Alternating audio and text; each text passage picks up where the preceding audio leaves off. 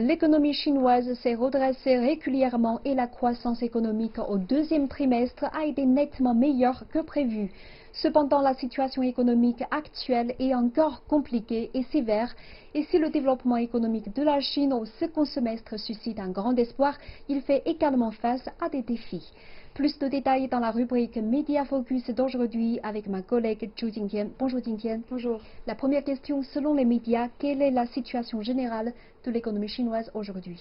Comme vous le savez, la Chine a été le premier pays touché par la pandémie de Covid-19 et la première grande économie à se remettre de la crise.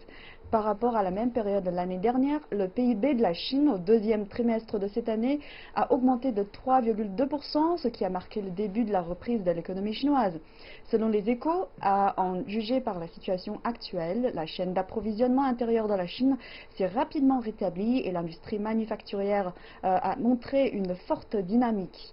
Avec la politique budgétaire positive du gouvernement et à une politique monétaire prudente, la confiance dans le marché à l'intérieur et à l'étranger s'est accrue et les perspectives de reprise économique de la Chine au second semestre restent optimistes.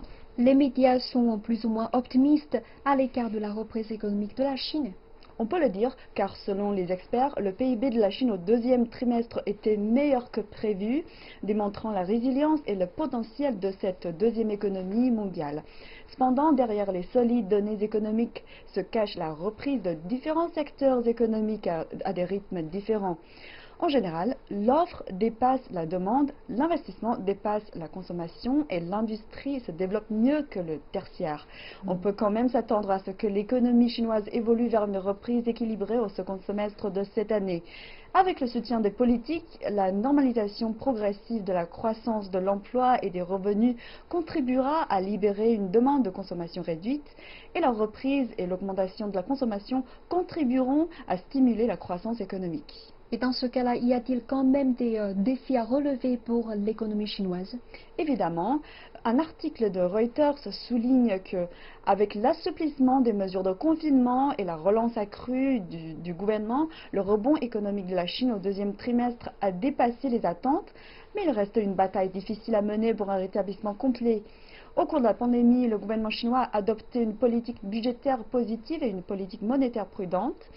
Il a aussi introduit une série de mesures pour revitaliser l'économie et soutenir l'emploi, telles que l'augmentation des dépenses financières, des réductions d'impôts et la baisse des taux d'intérêt sur les prêts et des taux de réserve des dépôts. Cela a donné des résultats significatifs, évidemment. Et cependant, selon les analystes, en raison de la pandémie mondiale et d'autres facteurs, la durabilité de la croissance économique est encore incertaine. Et finalement, nous nous demandons ce qu'il faut faire pour les gouvernements locaux dans les mois à venir.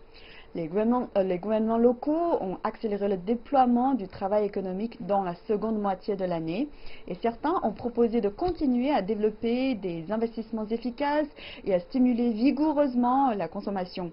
Il faut soutenir davantage la demande intérieure pour stimuler la croissance et se concentrer sur l'innovation indépendante pour améliorer la compétitivité et mettre l'accent sur l'optimisation du modèle de développement économique régional. Les experts prévoient qu'au second semestre, avec la pleine vigueur des politiques macroéconomiques et l'amélioration continue des attentes du marché, la libération d'une consommation et d'une demande d'investissement restreinte s'accélérera et la reprise économique de la Chine sera plus évidente. Le taux de croissance annuel devrait être nettement supérieur à celui de l'économie mondiale et devenir plus important en tant que moteur de l'économie mondiale. Merci beaucoup, Jingtian, pour toutes ces informations.